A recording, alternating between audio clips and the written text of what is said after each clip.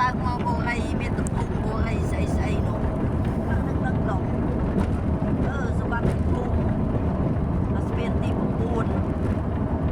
អូនពេញឥឡូវណែនមកវិញមែនចាបើប្រចាំមែនដូចសគុណមែនឥឡូវក្មេងគេចេះប្រើហើយមើលតាមទូរស័ព្ទគេប្រើស្អីគេនោះស្អីគេដែរឥឡូវបើខ្ញុំការកូនខ្ញុំនៅវងមួយគូស្រូវអ្នកកងឡានអត់ស្គាល់គេឆែកអាតាមនឹងគេរកឃើញដែរគេអត់ស្អាតដូចចឹងអីសិតគេមកនិយាយស្អីហ្នឹងតែឯងអូបងឡានទៅនេះឆ្លាតណាស់ហើយមកឡានមកនិយាយតាមគេអត់គេអត់ដែរឡានទៅនេះទេទៅ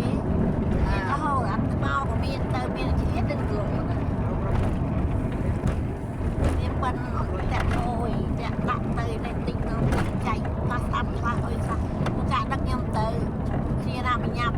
ចំផ្លូវជួលដាក់ផាស្អាប់ចាបាទណាចាប់ផ្លូវដាក់គេរកស៊ីជាឲ្យអិនបាទបើសិនណាទៅចាំទឹកតែងមកយកបងឯងបាត់មកជីបាទបានគ្នាណាដល់ទីចាស់មុខស្វាយស្អាងជ័យព្រោះថ្នោត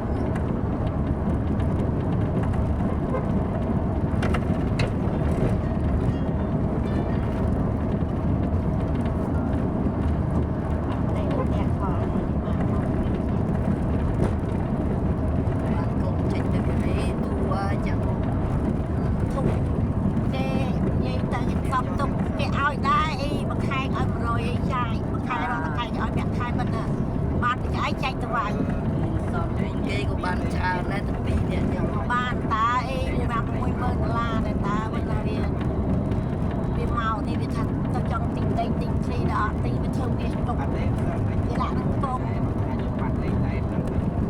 បើកងពីរនាក់ហ្នឹងបើទិញវានឹងចិត្តវាមកវាថាវាបើទិញតែបរិយវាទិញវាសុខចិត្តមានដីវាទិញដីបានជើផ្ទះនៅដីម្ដងចាស្លាប់កូនខ្ញុំមានស្រី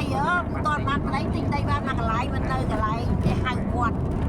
ស្អីទេវត្តប្រៅនឹងវត្តអីទេទិញជួរតែផ្លូវទៅខាងនោះហោះចិត្តទៅពិសិដ្ឋណាទិញបានមកកន្លែងហើយមិនវាថាស្រួលវាធ្វើផ្ទះនៅតែឯងវាភៀសទិញតែបរិយ